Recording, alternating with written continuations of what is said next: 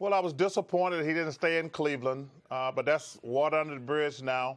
And I think, obviously, he's the greatest basketball player in the world today. But the problem is that team's not very good. The Lakers are not a contender. They're probably a 5 or 6 seed in the West. And it's going to be, but they're going to get a lot of attention. Charles, you're going to sit up there and look at me like I'm smoking something, but I got to confess something to you, my brother. I believe the Los Angeles Lakers are going to the Western Conference Finals. I believe that come season's end, I don't think that you're going to find anybody outside of the Golden State Warriors that can take them out of the West. Well, I think you're wrong, in my opinion.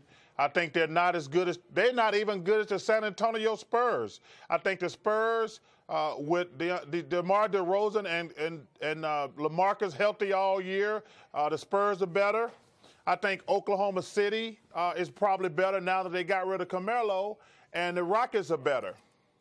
I'm going to let you put your earpiece on because I want you to hear me loud and clear. Again, LeBron James will be in L.A. You got some veterans. I like Kyle Kuzma. I like Brandon Ingram. I think those guys are going to be able to make some noise. Their length, their athleticism, their youth, along with some of the experience. And then I look at, to me, the biggest threat is Houston, but I think Houston has taken a step back defensively without Ariza and Luke Mbah-a-Moute, but an uptick offensively with Carmelo Anthony. What are your thoughts about the Rockets? Well, I think the Rockets did take a step back losing those two guys. I truly believe that. I think the Rockets are the second best team in the West. And then I think it's a toss-up between Oklahoma City and the Spurs. And then, listen, no disrespect to the Lakers, but I'm not even sure they're better than the Portland Trail Blazers. I mean, LeBron is great, but it's going to take those young guys at least a year to adjust to playing with LeBron. Those guys have all played with the ball their entire career. LeBron is a power, a forward who has to have the ball. It's not just going to click right away. So I think the Lakers are going to have some growing pains, and by the time they get through the season, they're going to be the 5th or 6th seed. Let's transition to the Eastern Conference. You've heard Kyrie Irving in his comments. He's saying that the Boston Celtics are clearly the team to beat in the East. He believes that the Boston Celtics can take out the Golden State Warriors, and I'm not sure I disagree with him. I think the Celtics are the team that is the biggest threat to the Golden State Warriors. To that you say what? Well, I might agree with you if it all works together. Listen, Stephen A., they got the most talent in the Eastern Conference, but they don't have enough basketballs to go around with every single person out there. It's going to be an adjustment for every player. It's going to be an adjustment for Brad Stevens. Then you got the Toronto team that's really good, and you got to figure out if Kawhi Leonard is all in or he's just trying to get to L.A. next year. And then you got the Philadelphia 76ers, who got two of the best players in the world, and Ben Simmons and Embiid. But the key to the Sixers is going to be Markelle Fultz. I think those are the three teams by far in the Eastern Conference. But let me tell you something. That Celtic team is loaded, but there's only one basketball out there, and it's going to be interesting how they make that work. How about Toronto? You brought them up with Kawhi Leonard. How much better are they now with Kawhi Leonard as opposed to DeMar DeRozan? Well, it depends on Kawhi. Stephen A., Kawhi before he got hurt, he was the second best basketball player in the world. Now, like I say, it all depends if he wants to be in Toronto or he's just going through the motions trying to get to L.A. next year. Because Toronto, let's not forget, I mean, you just said something. They just got the second best basketball player in the world, and they had the best record in the Eastern Conference last year. So they automatically going to be better. But it all depends on Kawhi, whether he's buying in or he's just trying to get through the year to go to L.A. Well, let me tell you this. You're the one calling him the second best player in the world. I'm one of those people who believe it's Kevin Durant. I know you got a lot of love and respect for him because he is a superstar in this league, but I still think you're shortchanging him just a touch because Kevin Durant has elevated his level of defensive play, and I think he's the second best player in the world. Well, hold on. Before Kawhi got hurt, would you agree he was the second best player in the world? Okay, at the time, yeah. At the time, yeah. Okay. But listen, Kevin Durant has a huge advantage. Stephen A., I'm not comparing myself to Kevin Durant, but I was a much better player in Philadelphia than I was in Phoenix. But I got the MVP when I got to Phoenix because I had Dan Marley, Kevin Johnson, Sid Ceballos, and Mark West, and those guys. Kevin Durant has less responsibility than he had in Oklahoma City, so he can play better defense. He does it, and he can pick his spots.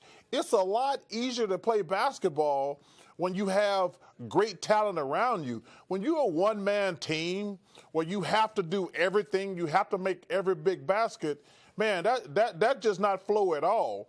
But when you're playing with Steph and Clay, Draymond, Iguodala, the game is so much easier for you. Let's transition. Let's stay with Kevin Durant, but let's transition to a different subject. Kevin Durant, speculation as to whether or not he might leave Golden State after this upcoming season. Kawhi Leonard, speculation as to whether or not he may leave Toronto after this season. Anthony Davis signing with Clutch Sports, and it's speculation as to he would be willing or really looking to leave New Orleans after this upcoming season. L.A. has been mentioned as a destination spot for at least one of them, if not all three, considering. So L.A. is going to have their pick of the litter for amongst those three guys. If LeBron James needed to be with any of them, who would be the ideal teammate of the guys that I mentioned to join him in L.A. after this season, in your estimation? Well, I'd probably, if I told you, and we can agree to disagree. I think Anthony Davis is the second best basketball player in the world. I think he's unbelievable. But, you know, I just get disgusted about this whole scenario where all these guys are trying to stack their teams. And I'm the old guy who says, get off my lawn. Nobody wants to compete. Listen, it doesn't have zero effect upon my life. But if all these guys just want to play together and dominate the league, listen, it doesn't. State Warriors all-star forward Draymond Green is with me right now. What's going on, Draymond? How are you, sir? I'm great. How about yourself? I'm doing wonderful. I'm very interested in you guys because this might be the most interest I've had in an NBA season in years, because I actually believe that y'all might have a little bit more competition this year than in recent memory. How are you feeling about this upcoming NBA season? I'm excited about it. You know, I've never been one, and this group has never been one to shy away from competition. You know, I think there are definitely some teams that improve. The Lakers obviously improved. You still got Houston, San Antonio, the Raptors. And, of course, you got the Celtics who've improved a lot. So, you know, I think it'll definitely be a challenge. But nonetheless, you know, we like that. What's Golden State's biggest challenge this season in your estimation? I think our biggest challenge is it comes from within. You know, us continuing to get better each and every day. You know, when DeMarcus comes back, incorporating DeMarcus into the offense, you know, I like that challenge for us. It's similar to when KD came here. You know, everyone always say, oh, they got this guy that, like, they won. And, you know, for us, it's not that easy. Like, it's hard to incorporate 30 points into an offense, 26 points a game into an offense. It's not that easy. And so I'm looking forward to that challenge more than any of them.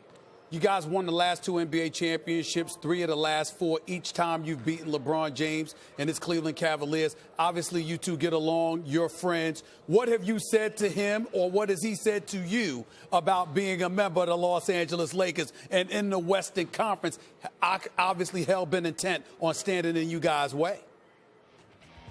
I mean, we talk a little bit about it, but very rarely do we just sit and talk about upcoming season or upcoming games. You know, he's really expressed his excitement to be there, which I think is great. You know, for a guy going into year 16 to have the level of excitement that he had, you know, about the Lakers, about joining the Lakers is incredible.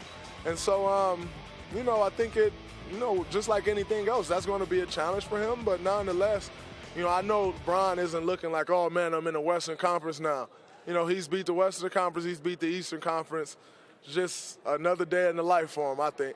Your thoughts about Kyrie Irving? He made news for the Boston Celtics a little bit over the last 24 hours, talking about how he believes that the Boston Celtics are a team that can beat the Golden State Warriors in a 7-game series and would not back off of that one bit. Your response to that?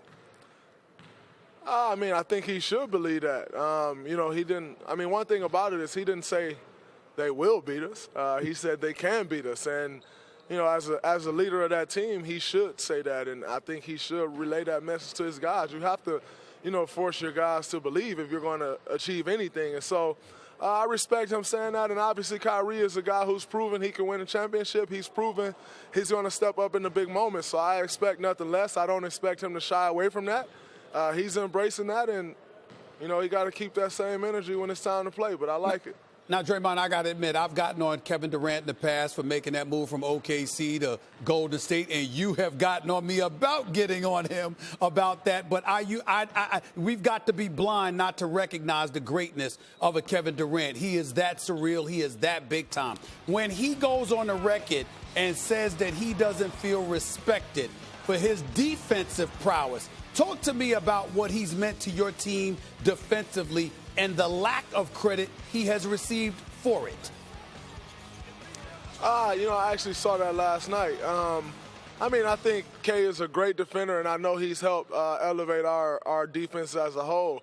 I mean, especially, you know, you look at the first 45 games of last year, he was hands down Defensive Player of the Year, then all of a sudden he wasn't, you know, mentioned, which was crazy to me. But, you know, I think K is, you know, a great defender. Anybody he's been asked to challenge since he's been here, he's been asked to defend. He's shown that he's capable of doing that.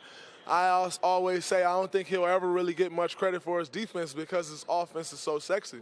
You know, and if you look at today's game, everyone loves offense. And so if he's that good at that, as great as he is, it's always going to take the cake. I think it takes real basketball minds to actually dive into it and be able to pay attention to that side of the floor as opposed to watching one side for him. But I don't think he get the credit he deserves on that end of the floor. I know he's a great defender, and he's shown that since he's been here for sure. Speaking of lack of appreciation, one could easily personalize it and point it in your direction. You average 7 assists as a forward, 11, 7 to 7 overall. You're widely recognized as, you know, one of the, if not the cerebral guy for the Golden State Warriors. A lot of people say they wouldn't have won these championships without you, but because of Kevin Durant, Steph Curry, Klay Thompson, you don't hear nearly as much about Draymond Green.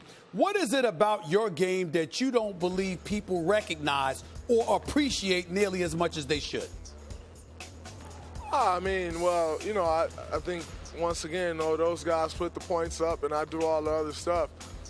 It's, you know, it's hard for people to just recognize that. And saying that, you know, I think, you know, we all complement each other's games well. You know, there's going to be games where I come out and take, you know, sometimes 3 or 4 shots. And, you know, I think that's just not sexy. And if you really don't know the game of basketball, then, you know, it can kind of go under the radar. But nonetheless, you know, I've gotten my fair share of credit. I'm not one to, you know, sit back and say, oh, man, I deserve more of this, I deserve more of that. I don't really